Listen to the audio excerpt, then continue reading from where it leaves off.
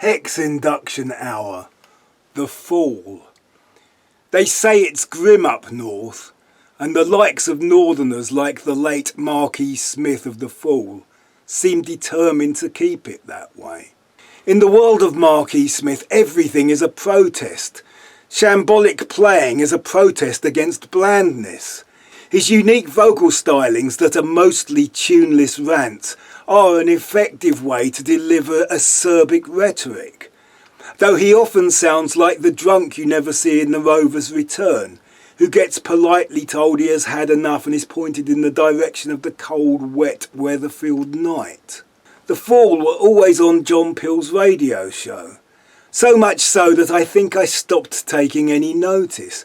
It all seemed to just be a northern bloke making no attempt to put any kind of melody into his singing, over jagged post-punk guitars all played over a fairly standard drum beat. But if you delve a bit deeper, Marquis Smith is not just a curmudgeonly singer, but also the leader of the band, and starts to look a bit more like a Captain Beefheart wayward genius, forever forcing his musicians to avoid the obvious, the commercial and the comforting, to create something uneasy and revolutionary. Much of their early work works only as an alternative to what was current, but on Hex Enduction Hour, everything they were doing seems to come together. It is helped by having two drummers that keep a very solid beat, sometimes a bit tribal, and in one case 4 on the floor northern soul. Along with a solid bass, it gives credence to the meme that says a rock band is a rhythm section backing various novelty acts.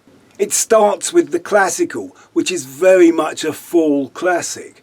The drums thunder, the guitars are savage, like the sound of ploughshares being ground into swords. It is beautifully chaotic. It is the sound of musicians finding something that only they had a vague idea of what they were looking for. It stirs up feelings you never knew you had. It satisfies something in your lizard brain. The rawness of the production is a predictable reaction to smooth 80s production. It was recorded partly in a studio in Iceland and partly in a disused cinema in Hitchin.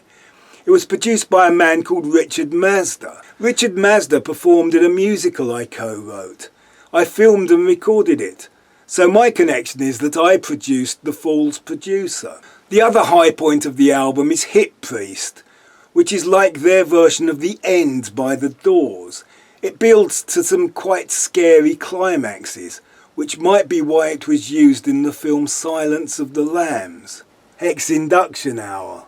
The Fall.